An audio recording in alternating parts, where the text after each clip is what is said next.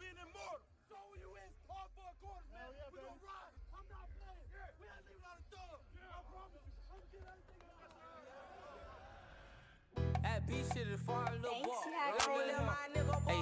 I like thanks to my nigga them.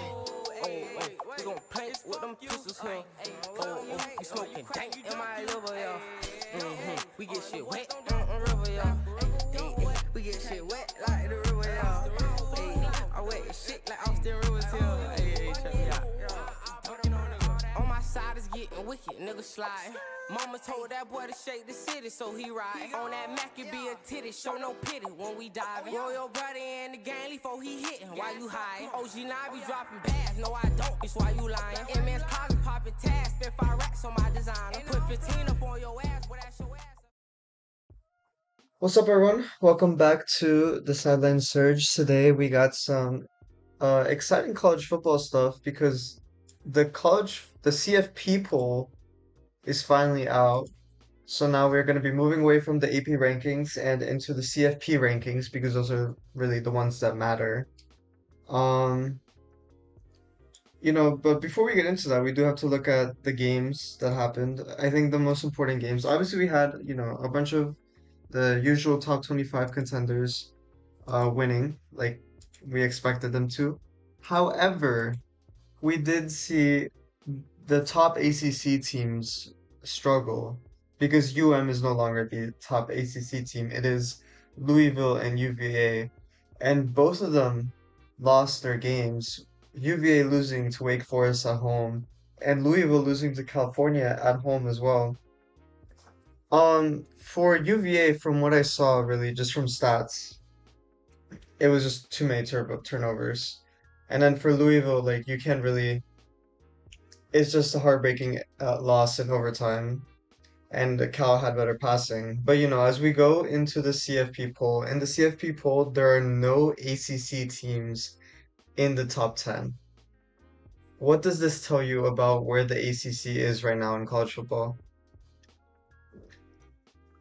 Well, I mean, honestly, it's like you have some good teams there, but then you have to think about like all the other teams that's in competition as well. Like you obviously with that top 25, you have, the best 25 all throughout college football. But then when you have so many in the ACC that's also in there, it's like, it's difficult because then there's really only one team that's guaranteed to make it. You feel like yeah, outside of their conference. Like there's really only one team. So it's like for all of them to really be trying so hard, but then they struggle some games, is like it's really hard to tell who's gonna come out on top. Because then we've seen it before with UM, of course, with their 2 losses, then Louisville with their 2 losses as well. And then the fact that they're all, equal with having a positive record, but then only 2 losses, like that shows is very much even. Like it's even ground, all around. So it's like I definitely think UM is probably gonna be the team that'll come out on top.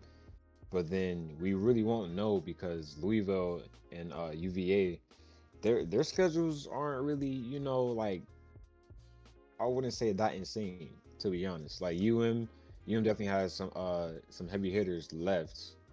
But as far as UVA and Louisville, you can't really say that, but I do know that Louisville, they do play University of Kentucky as their last game. That's definitely gonna be a good game to watch because we really just saw Kentucky literally just whoop another team.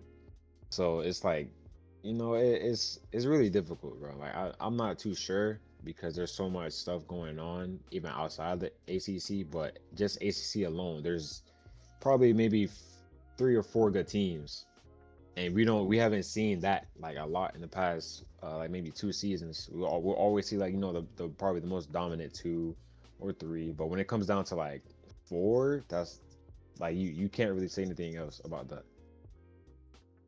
Yeah, I mean, I do want to preface for our viewers, the CFP poll today, we always record on a Monday, and the CFP, the new ranking for this past weekend's games, come out tomorrow on Tuesday, November 11th. So we will be kind of like a week behind on CFP poll while we are in, recording.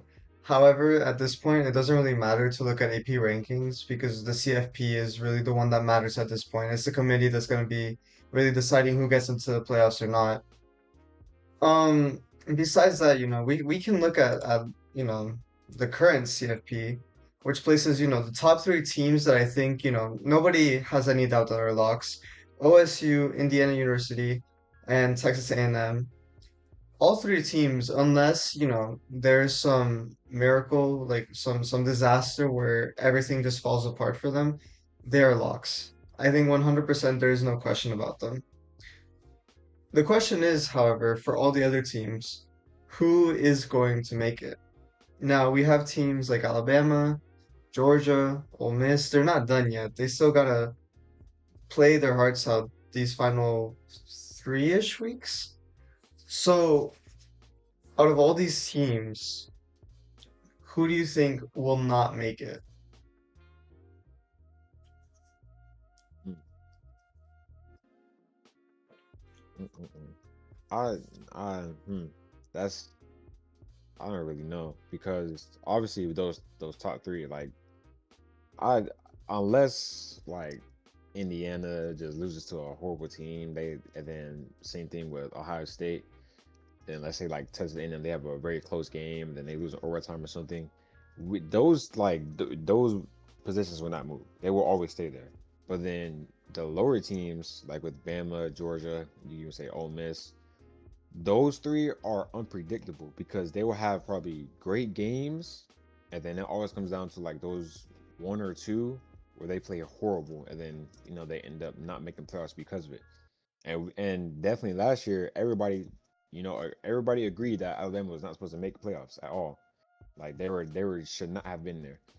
And then if we see the same thing here, if Bama loses again, then it's like we're kind of sensing, some favoritism in there. If they're really gonna be, still up there, even if they lose. But then when you go even lower with Oregon, Texas Tech, and then Notre Dame, Texas, just that top 12 in general, it can go either way. It like there's obviously between OSU, Indiana, and then Texas A&M. Those are obviously going to be your strongest choices as far as winning the chip because they haven't really done anything to show people they don't deserve to win it. Like Ohio State, even though they may not play the best team all the time, they still come out and put up at least, a solid 3 or 4 touchdowns on them. So like that, that shows the amount of skill, the amount of hard work is being put in there. And then with other teams, especially Notre Dame, nobody thought Notre Dame was going to even be there. But as the season progressed, after those first three weeks, it shows how it only takes for that team to really be great at one game and another team to be horrible. That's all. That's literally all it takes for rankings to change. So right now, we might even see the same top 12 next week. And then obviously with this being AP, not the CFP, like it's obviously going to be different, but at the same time, we won't really know how different it's going to be because a lot of these teams either should be a little ranked higher or ranked lower. Like I'm gonna just be honest, some of these teams really should not be where they are. Like it's kind of difficult to say like what other teams is gonna really come out on top because even with their conferences, it's a lot of even teams right now. It's literally even playing field besides those top three. I'm interested to see where, t tomorrow's CFP lands some of these teams because obviously BYU in the AP poll, they dropped. And then the CF poll, they were number 7. They were above Texas Tech. And then they lost to like Texas Tech this weekend. So I assume they will drop BYU at least below the top 10. And then Texas will probably be the candidate that comes into the top 10, I would assume. But then you also have, UVA and Louisville, they're gonna drop them. That means UM is gonna rise at least a spot or two. Um, so it's gonna be interesting to see this CFP poll tomorrow, especially because for the ACC, you're still fighting. There's no definite person who's won yet the ACC. It looks like it's probably gonna be surprisingly like the bowl will probably be between Georgia Tech and UVA unless something else happens. But you know, it's gonna be crazy to see the what happens. It's weird to me. It feels like we don't have that much to talk about in college football this week. It's really just, you gotta look at where this college football the CFP ranking goes. It's gonna be interesting. Just before we end this kind of short episode of college football, there has been a report that came out that ex-LSU coach Brian Kelly rejected two settlement offers and he wants $54 million. $54 million is a lot. And, Brian Kelly definitely left the team on kind of a bad note. What does this situation tell you about how the team is doing right now? I mean, nah, to be honest, I'm kind of on his side though. Like he's been with the team for so long, and then he's brought so much success to the team. It's like obviously with them having a not the best season, it's kind of not fair. You know what I'm saying? Like he, even though he's a great coach, he's been doing everything in his power to make sure the team is doing good. And even if they may not be doing the best, like there's still a lot of players getting drafted from there. Like they're really trying the hardest. So you can't discredit him. Like for him to ask for 54, I feel like it definitely is a little over. But then at the same time, look at his resume. He's been doing this for a very long time, and he's one of the greatest coaches. So it's like for him to leave the team that's in shambles right now, like they're struggling so much, and now he's gonna try to take that success to a whole nother team. It's kind of pretty much saying like, okay, if I'm gonna be here, like I need this to that way you would know, okay, like it wasn't a waste. Like I didn't just give him 54 for no reason. Like no, he's actually trying to change something and change the program. So I mean, I don't really know, man. Like I definitely feel for LSU because it's so much stuff that's been happening recently with the school. It's like it's not fair to them. It's not Yeah. like they didn't ask for anything to happen like that. So I mean, it is what it is, and they're definitely gonna shake back because a lot of people are gonna finally see like they just need a little more help, and they're gonna start kicking that off and try to be better from there. Yeah. Well, that's been our college football episode. A pretty short episode this week, probably because there weren't really any huge games or anything, but we will be back next week as usual. And hopefully some more exciting stuff happens. We are getting very close to playoffs, and that'll be very exciting to cover. So yeah, peace out. Yeah, 60 on it. Yep, low spur. We going all the way up. Yeah. I'm gonna turn this bitch all the way up. Hey, Brandon, yeah. I'm on the block with that heavy, on the block with that heavy. Watch out for cops that pull up in them Chevys. They about to crack my main trap, her name Betty. They niggas don't want no smoke on my body. Gucci and Louis can't do no Zanati. Bad bitch on me look like she hang with Kylie. I used to fuck with a bitch, hang with Kylie. On the real, I think that bitch live in Cali. My boy shot the powder, the flower, that Kylie. Yeah. I could've been a stylist. I remember when the boys used to dollars. I got a girl that trap like she from Dallas. I got so much money, need an accountant. She said Cool. What's up, everyone? Welcome back. This is the NFL section of the Sideline Surge. Um, some interesting stuff happened. We're gonna get to the Dolphins game in a bit. Really quickly, the Eagles and the Packers are about to finish. They're in the fourth quarter, a minute and 30 left.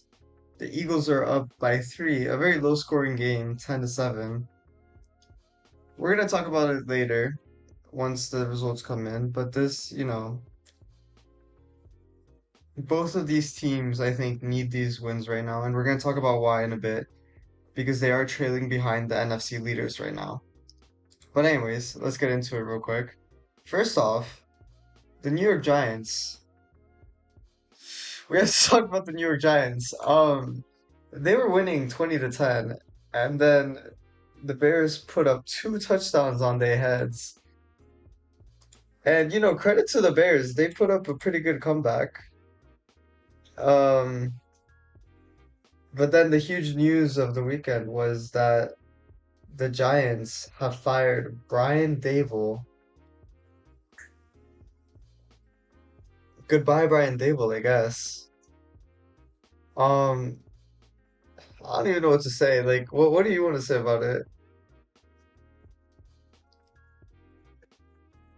I mean, yeah, it was a time to go, bro. It was a time to go, bro. There's no other way I could put that. Like I can't sugarcoat or anything, bro. It was his time to go. And then like obviously it's not his fault, like with them not having so many weapons on that on their offense anymore. Like like I would say that's not his fault, but then it's like that goes to show, the coaching isn't as good as people really think it is. That's like you having that one team where like you have a bunch of stars on it, and like the coach he's just there, but he's not actually doing anything to really help the team. And then somebody gets injured or whatever, he doesn't know what to do. He doesn't find anybody to really try to replace. Like that's going to happen. So I mean, we're kind of seeing like a repeat of events, to be honest, because we've seen the same thing happen time after time. We even say that with in the past with the Patriots. Like as soon as Brady and Gronk was gone, then you try to rely on so many other quarterbacks, but then you have no weapons around them. I mean, like that's what he can only do so much. I mean, I don't. It's really like it sucks because I know he was really trying his hardest, but at the same time, if you trying your hardest and nothing is really changing, like it's time for you to go, bro. It is tough. I mean, Saquon Barkley leaves, immediately wins the Super Bowl with the Eagles. Obviously, the Eagles already had a good team, but Saquon Barkley was a big part of that run to the Super Bowl. And then Daniel Jones leaves, and this year he's great. He's looked, a little bit iffy in the past few games, but he's been honestly great at the Colts. And now you have Jackson Dart and Malik Neighbors. Malik Neighbors gets injured, and then Jackson Dart just suffered his fourth concussion, like including the preseason of this year, which is like crazy. So it's a tough exit for Brian Dable. But besides that, we also had the absolute dismantling, I think, of the Buffalo Bills this weekend. The Dolphins put up 30 points in what seems to me, I don't, when I saw that score, I couldn't believe it. I was at loss for words. I'm gonna let you take over this for a second, but I do want to give a quick shout out to fucking Devon Shane, bro. Like he put fucking 174 yards and two touchdowns to lead this team to victory, while Tua still had two interceptions, mind you, and Josh Allen put up 300 yards and two touchdowns. Um, I do want to ask you, what do you think was really the issue here for Buffalo? Bro, it's plain and simple, bro. But Buffalo is not as structured as they used to be. It's plain and simple, to be honest. Like they're the thing is that they have a really strong family, a strong bond as a team and everything. They really, always go out and play every game 110%. They always try their hardest, But then it's like some games you could definitely tell the atmosphere is completely different. Josh Allen was not really Josh Allen. Like it was like he was just there, but he wasn't really trying to take over the game and make big plays happen. Like he was, you know, showing that a little bit, but he wasn't actually following through with each and every play.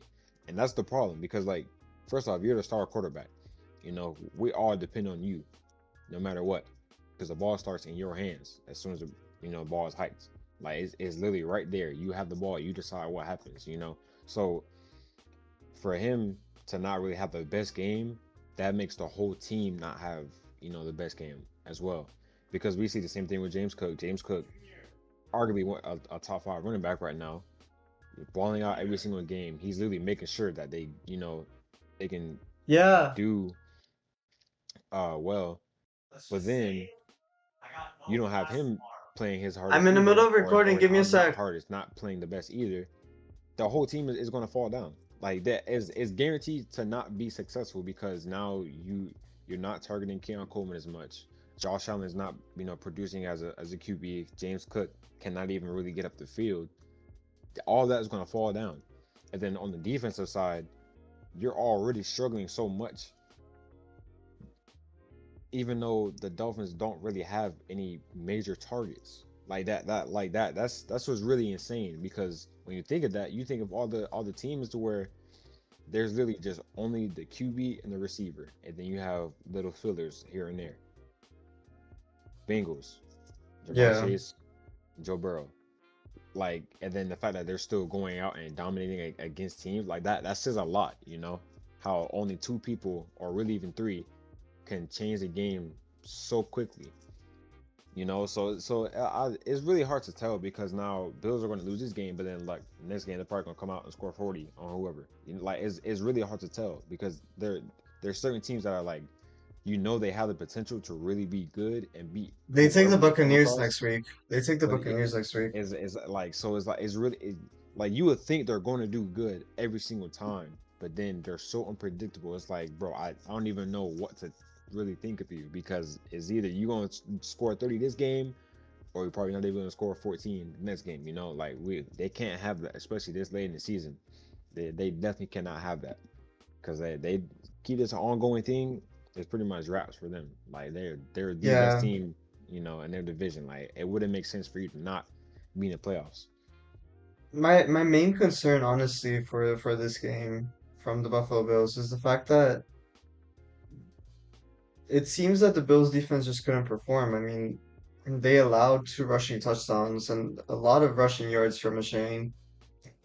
They got two interceptions, sure, but the offense couldn't translate that into more points. And just on a pure stats, on a pure just looking at stats, they had like 20 less tackles than the Dolphins defense. So is the defense something you think that the Bills have to really look at here? I mean, it's like I said, we won't really know because look at the teams that they have played, in the recent weeks. They played the Chiefs. Defense was phenomenal. You know, played the Ravens. Defense was phenomenal. It's weird Yeah, because they're going against way better teams than the Dolphins, and they're really really and they already beat the Dolphins like once. like is exactly like they're full steam ahead, but then as soon as you get to the Dolphins, this game it's like what really happened. You had all the Yeah. momentum, you had everything, smooth going, but then as soon as it gets to this game, it just wasn't there at all.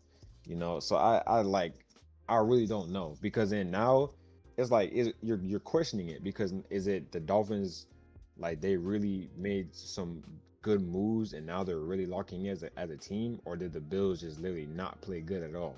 That like now you're gonna have those questions coming in. So I don't really know. Like Bills, they have no choice but to lock in. Now that the Bills have lost, I think it's almost no question who is the AFC East leader here, New England, who just beat as well Tampa Bay 28 to 23 last weekend. I do want to talk about the Buccaneers though. This Buccaneers team, we talk about like they're pretty good. Baker Mayfield is a dog. There's no question about that. However, Tampa Bay has lost against pretty much most of the good teams they played against, except Seattle. But that was before Seattle really hit their stride. And throughout it all, it's not really a question of whether Baker Mayfield can perform. We've seen him perform day in and day out. There's been, I think, absolutely no question from anyone about whether he can perform or not. So my question to you is again, I think it's the same problem with Buffalo.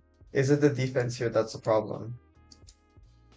I mean, to be honest, I wouldn't even really say defense is the problem. I would say it's more of everybody actually moving as a team, because we'll see how offense will play great one game, defense not so much, but then defense is phenomenal the next game, and then offense isn't, producing as much as they should. So it's like I wouldn't even really say it's just a one side thing. It's just inconsistency, is what you could really say, because when they played the Patriots, you lost by 5, but then when you lost against the Lions, you lost by way more than that. It was 24-9. Like that. That carries a lot of weight, because then now, is it really the defense, or is it offense just wasn't really trying so hard?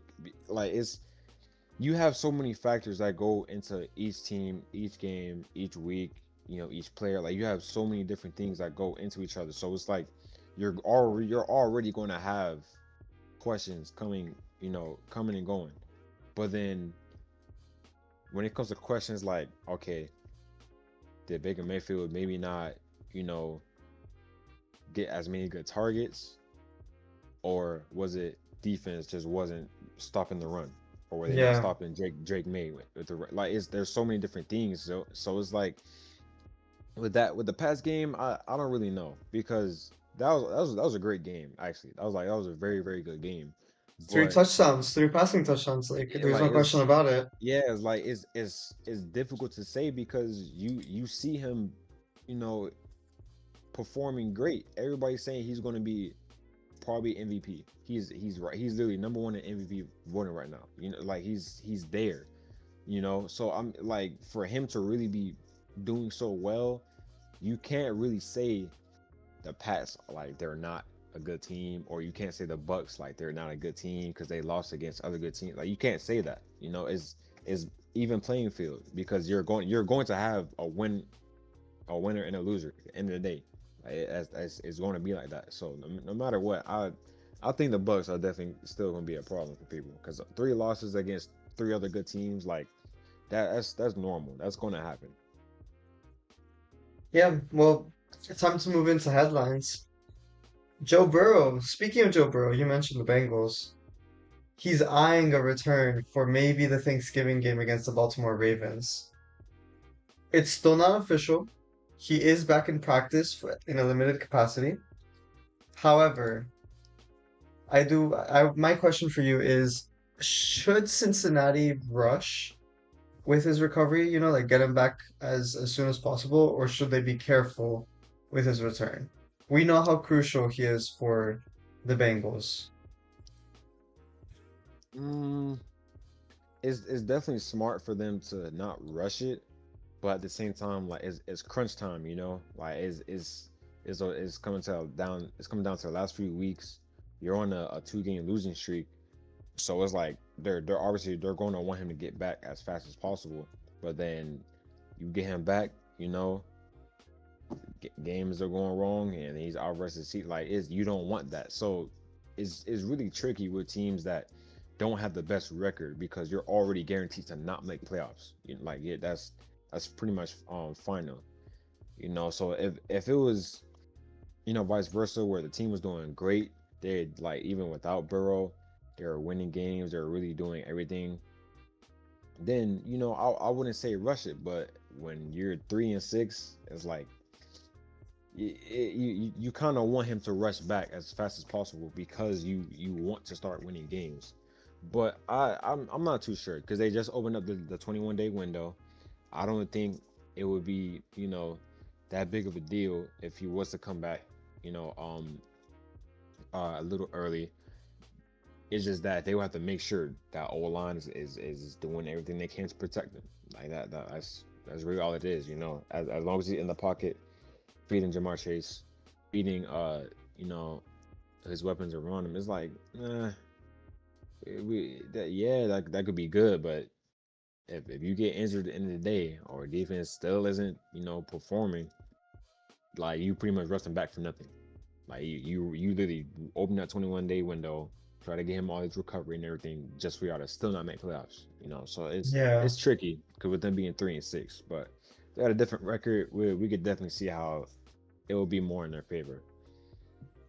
I do want to point out too for the Bengals, they're coming up on a divisional game against the Steelers this Sunday.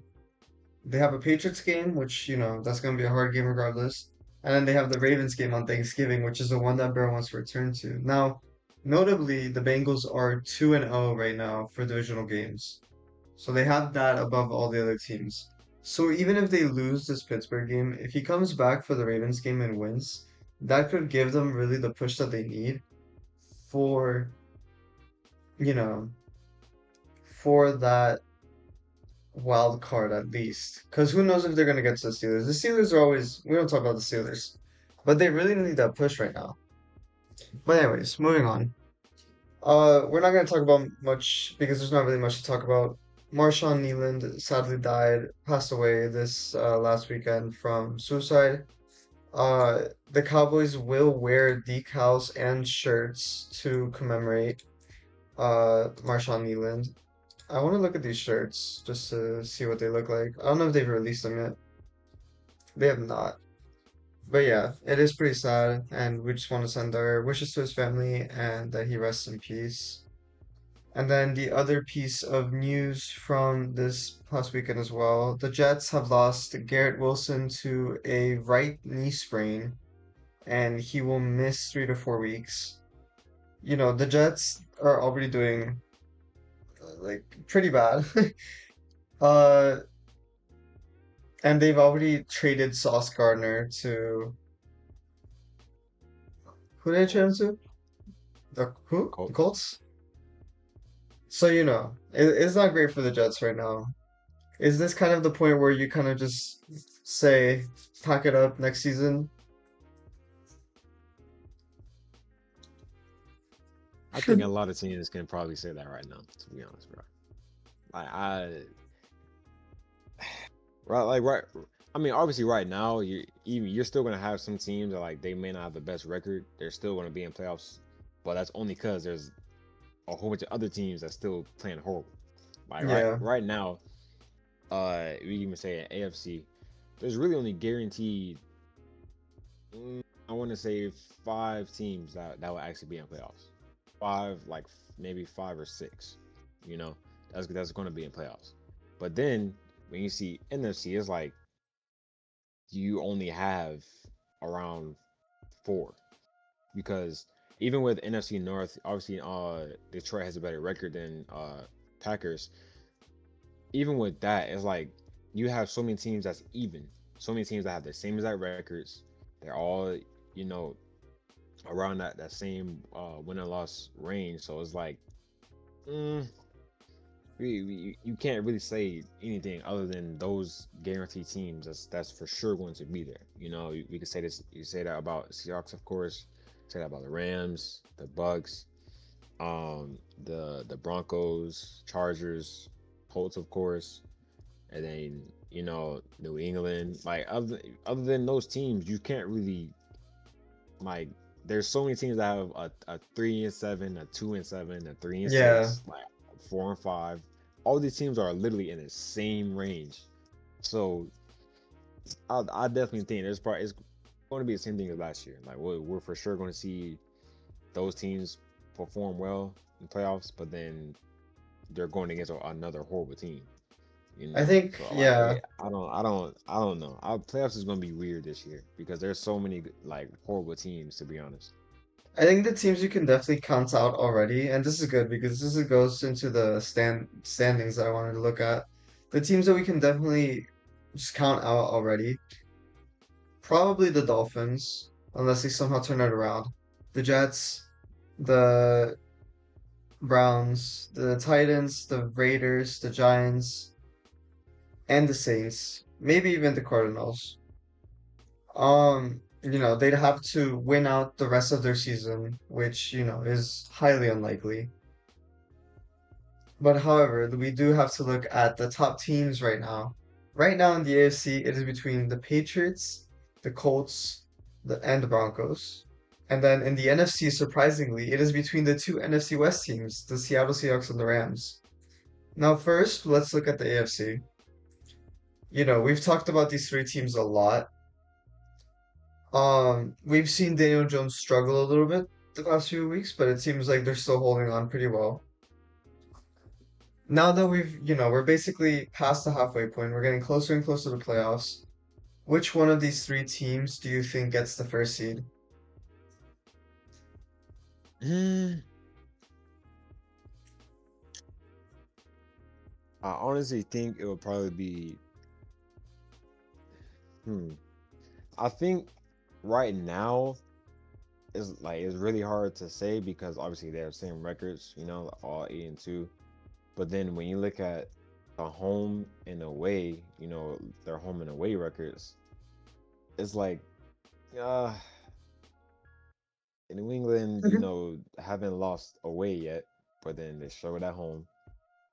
Colts haven't lost at home yet, but then they struggled with away, and then same thing with the Broncos. So it really comes down to those last few games if they're a home or away. I feel like that's how it's gonna go. Because right now you could really say any one of those three. Like we could say Colts right now, because in with their schedule, their schedule isn't really that hard, for these last few weeks. But then when you say the Broncos, it's like they've played against very good teams and still came out on top. And then Pats, they're they start out as an underdog and then they finish the game strong and beat everybody. So it all depends on where the games will take place. I feel like that's how it's going to be because right now Pats are definitely like the team to fear because they're like you don't expect much from them.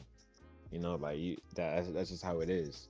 And then Yeah. the Broncos is like it's like a half and a half. Like they're probably going. Bo Nix probably dropped 345 yards this game, 4 passing touchdowns or whatever.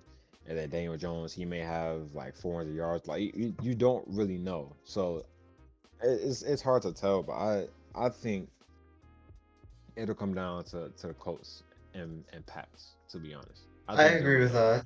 that. I agree with that, especially because the Colts did beat the Broncos already, and their conference record is better than the Patriots. Now, I Hmm. do think the Patriots have a good chance if they win out their division, which means beating the Bills.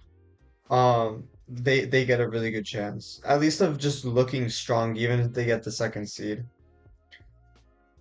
And then the NFC, I do want to point out that the Eagles just won by razor thin margins against the Packers, which means they are also at the top of the NFC West with the Seahawks and the Rams at 7-2.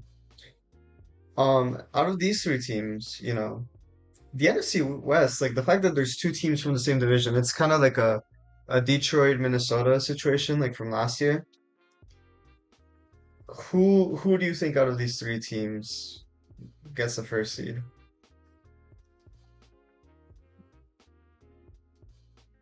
Only because they've had very, very close games, but they still win. I'll have to say the Eagles. Like Uh-huh. that's the only reason why. Because if they were like if they were legit struggling, like they didn't score any points first, 3 quarters, and then they put it like maybe 7 to 10, like they did just with this game. If they've done that every single game, they definitely wouldn't even be where they are.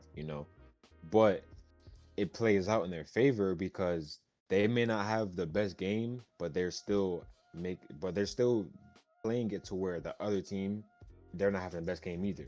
That's literally how they win every single time. Because we before I believe it was the who was it? I believe it was the Chiefs that they played. Everybody thought Chiefs were probably gonna, put up a good fight or whatever. But in reality, it was like both of them were pretty much struggling the whole game. Like Chiefs all line wasn't the best. Eagles defense wasn't, playing very good. So it's like it's really it really depends on uh how it's gonna go for I was about to say it really depends on how it's gonna go for the Eagles because that They with how keep they winning these play, close like games. Their point yeah, like differential is like 23. is weird because you would think like oh they're not a Super Bowl team no more. They're not blowing out teams by 30. That like they're not playing like is and then they still end up winning. But then we look at Yeah, the Hawks. It's like bro, that who can really stop them? To be honest, like other than those two losses against San Fran and the Bucks, like who else are they going to come across that's going to give them a problem?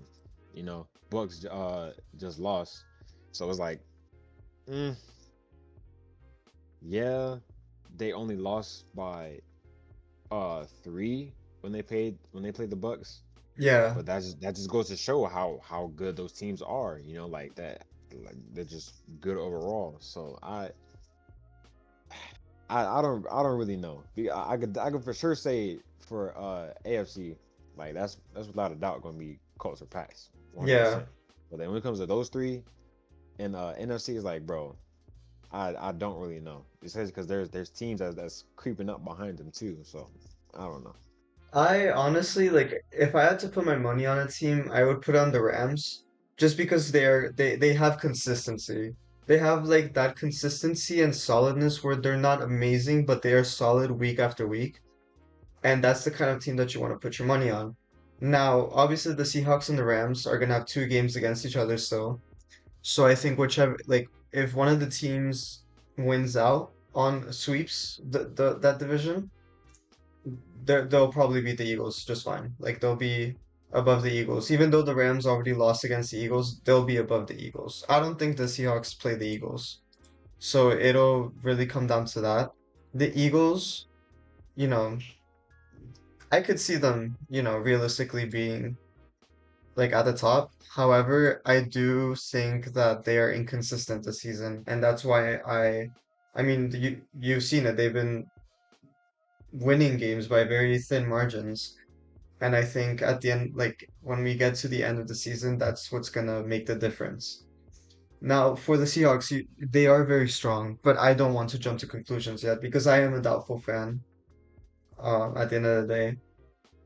And it's a very strong team, but we've seen very strong Seahawks teams in the past few years end up struggling because of inconsistency. But, I do have hope for my team. Now, finally, we got to look at the Sideline Surge team that we've picked out. First off, we got Drake May. He is third in passing right now out of quarterbacks. In this last game against the Buccaneers, he went 16 for 31, 270 yards, two touchdowns, one interception, and only one sack for a yard, which I think is pretty good out of quarterbacks. Then Jonathan Taylor, we had him, he's still in first place in rushing. 32 carries, 244 yards, and three touchdowns. I want to take a moment just to talk about that. For the Colts, we've talked about how we saw Daniel Jones struggle a tiny bit.